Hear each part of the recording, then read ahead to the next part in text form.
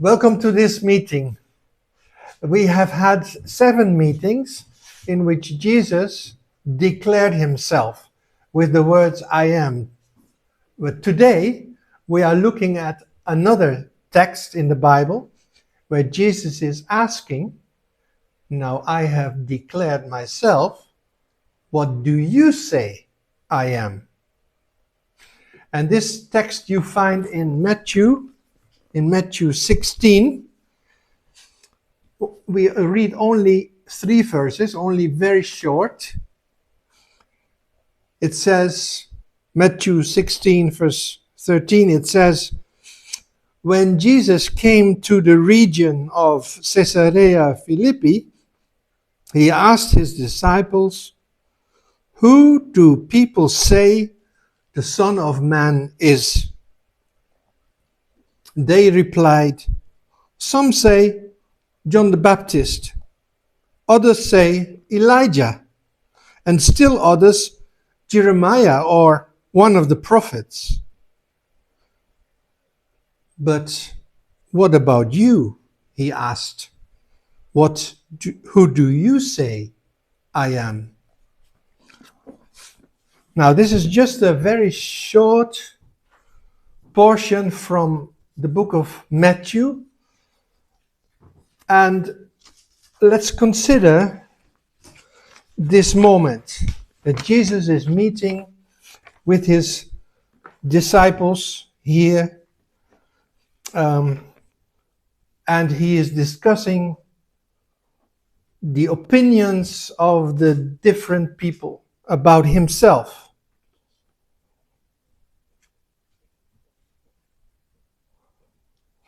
We are having 2 more meetings after these 7 I am meetings. This one is the first of 2. This one we consider this time, who do you say I am? Next time we listen to an answer given by Peter, the apostle Peter, a disciple of Jesus.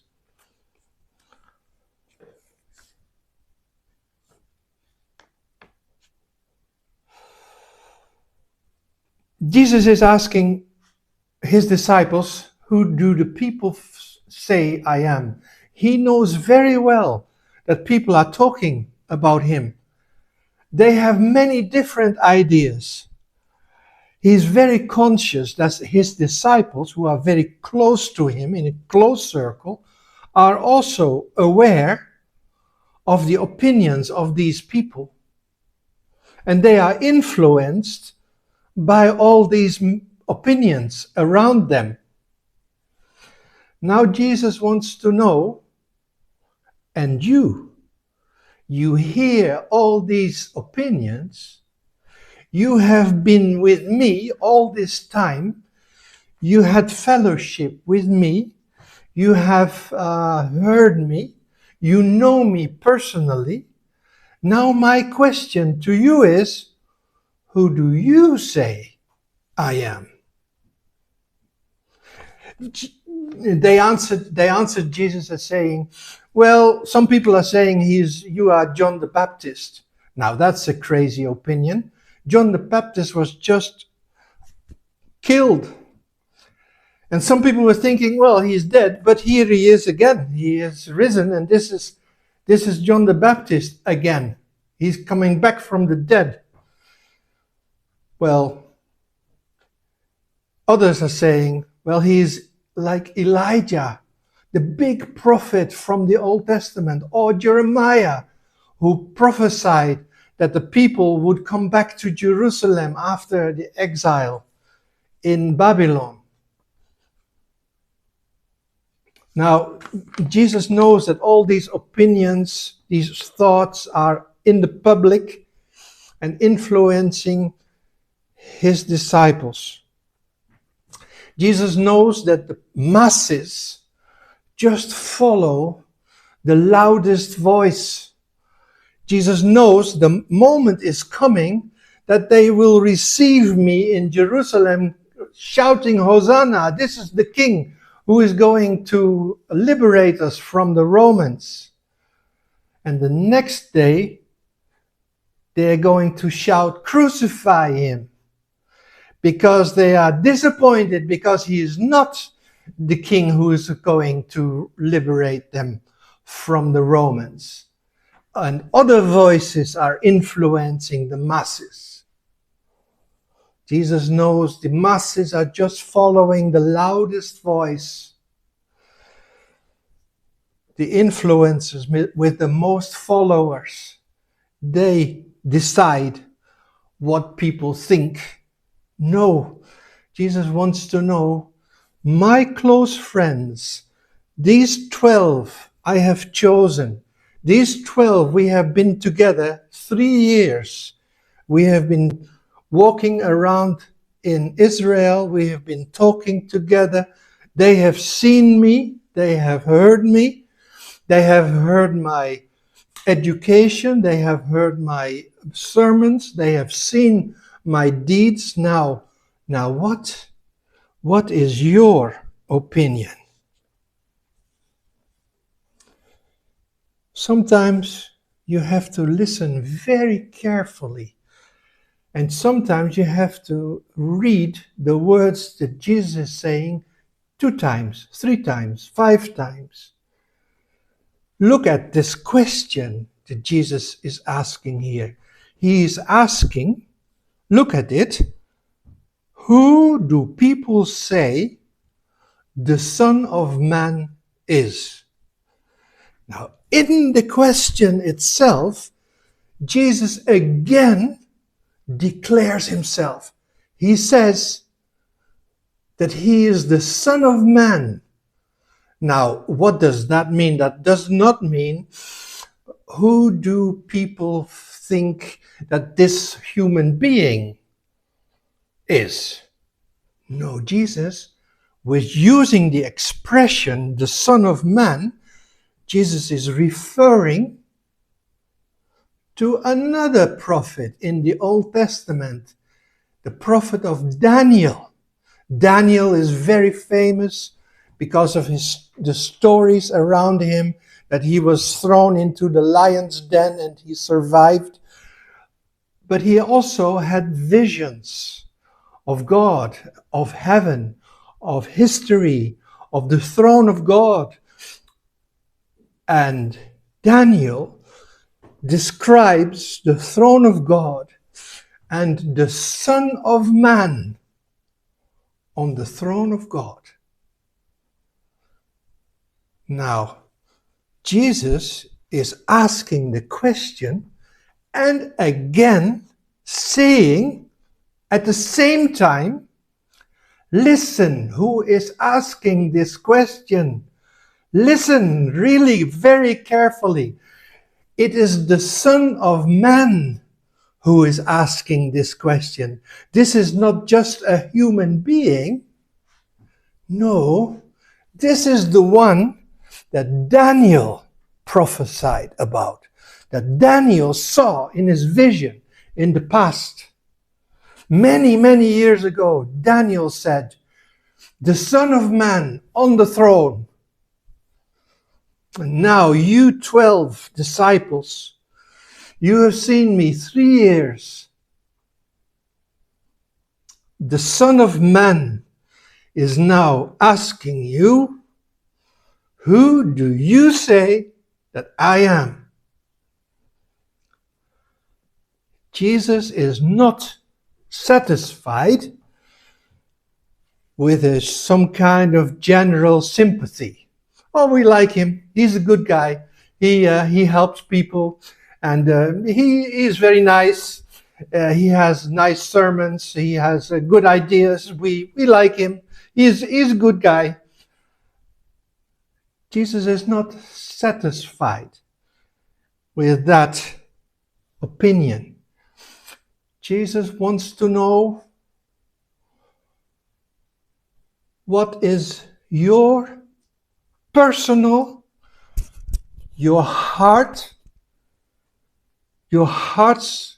opinion, your heart's decision? You have now met me.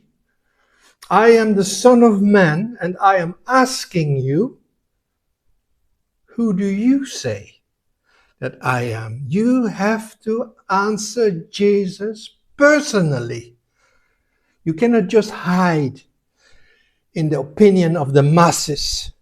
You cannot just in a kind of general way saying, oh, this is a nice person. He is one of the good guys. You can just like him. He's good. You can just give him a thumb and say, okay, this is Jesus. Okay, Jesus is okay. No, it's not enough. Jesus asks, what is your opinion? What do you say I am? It is not easy in this group of disciples, with all the people around, to stand up and to say what you think. We look at Peter, who answers. The next time, not this time, next time, we listen to Peter. He has the courage to stand up and to say what he thinks. I'm taking one step back, and I'm thinking, no, it's not easy for us to stand up in a group of people with all the others watching and saying, what is your opinion about Jesus? Because there are so many different ideas about Jesus. And sometimes we feel if we follow Jesus, they laugh at us. They think we are from the medieval times. We are crazy. We are sectarians. We are whatever. We don't want to be laughed at. We feel it's difficult to stand up and say, this is my opinion about Jesus. Now, that is not so important for Jesus. If you stand up in a group with all the people around you and in public confessing who is Jesus for you. Because Jesus talks in many different ways to people. Sometimes there was a very intellectual guy. He was well educated. He was one of the Pharisees. He was very, very important and very, very well known. And he did not dare to talk to Jesus in public. So he came in the night. He had questions. He knew Jesus was saying something very important. He came in the night. You can read it in the New Testament. Nicodemus came in the night because he did not want anyone to see. And Jesus did not send him away. Jesus accepted him. Jesus answered his questions. Jesus talked to him. Even this Nicodemus asked some stupid, idiotic questions like, being born again, how can I go back into the womb of my mother? It's crazy. I don't understand. And then Jesus accepts that. Jesus accepts that this intellectual guy is saying such stupid things because he was trying to understand. And Jesus is saying to him, only if the Spirit works in your heart, you will understand, because you will be born again in your heart. Not in the mother's womb, but in your heart. But Jesus takes the time with Nicodemus in the night. And in some other instance, he talks to a woman at the well. The woman does not want to meet other women because she is ashamed of her life. And Jesus accepts that. Jesus meets people also when they are lonely. So if you are lonely in your room, in your bed, if you are at home, if you whatever, you can just talk to Jesus.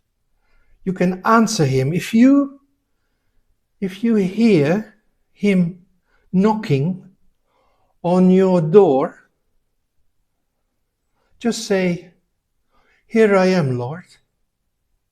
What do you want me to do?"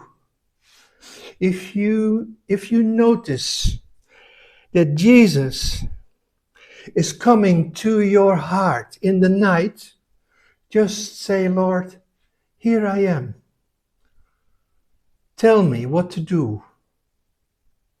Or if you are looking for him, you don't understand who Jesus is, and you are reading those lines in the Bible and you don't understand what you are reading again and again, and you don't understand, just ask and say, "Jesus, I am reading your words in the Bible, but I don't understand them." You can just say that to Jesus. And then you can just say, "Open my eyes.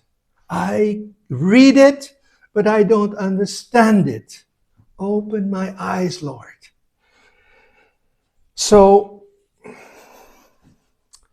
the message of today is, among all the opinions of the world, Jesus is talking to you today, and Jesus is asking you today, what is your opinion about me, about the Son of Man who sits on the throne?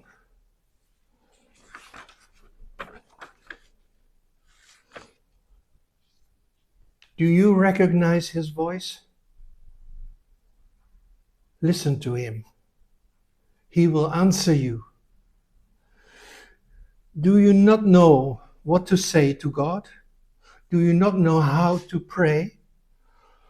We are ready to help. We can help. We can meet each other if we are close. We can help each other on online meetings. We can do these things together. If you want any support, we can help each other. Next time, in 2 weeks' time, we look at the answer that the disciple Peter is giving to Jesus. And Peter is giving a very important answer. But he is not the only one who is answering Jesus' question. There are many answers, many apostles, many disciples, many Christians are giving answers to Jesus.